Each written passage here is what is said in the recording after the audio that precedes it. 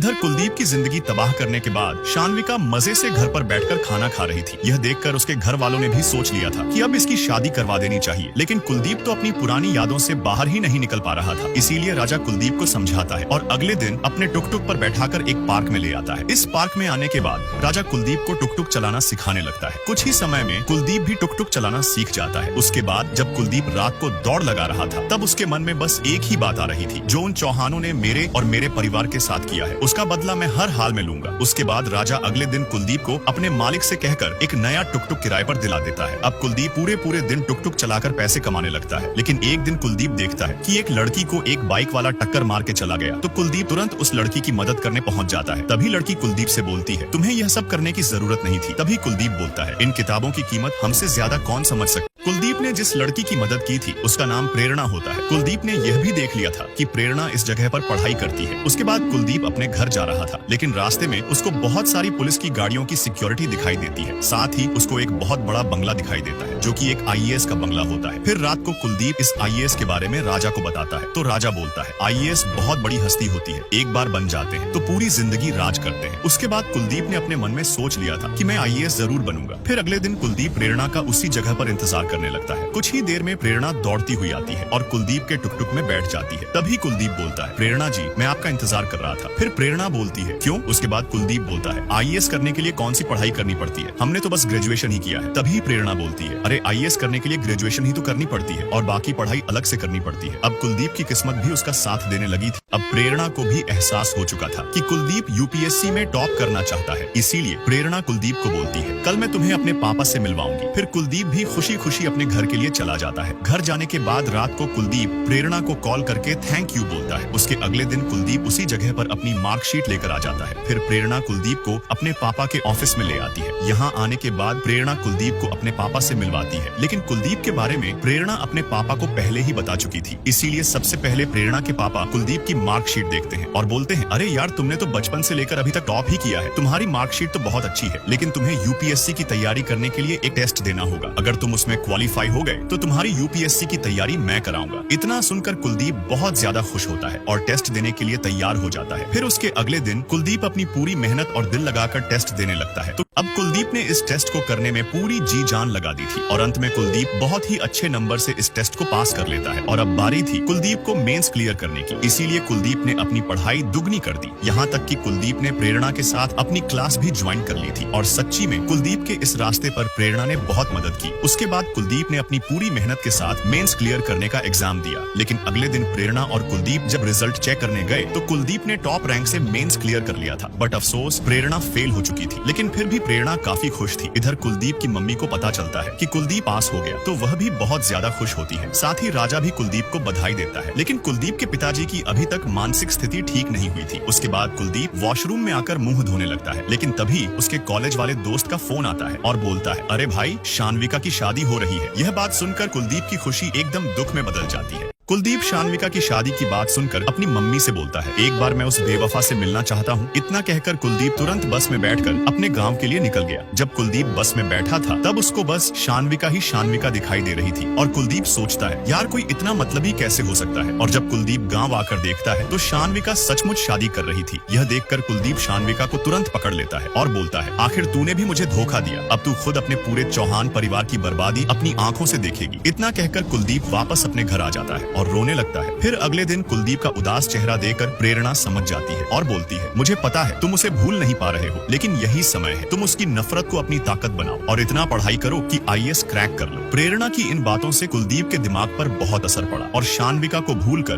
पूरी रात पढ़ने लगा। यहाँ तक कि लाइट जाने के बाद भी कुलदीप पढ़ता रहा। तो क्या कुलदीप आईएएस क्रैक करके शान्विका और उसके परिवार से अपना और अपने परिवार का बदला ले पाएगा या नहीं? जानने के लिए हमें लाइक और सब्सक्राइब कीजिए। नेक्स्ट पार्ट जल्दी आएगा।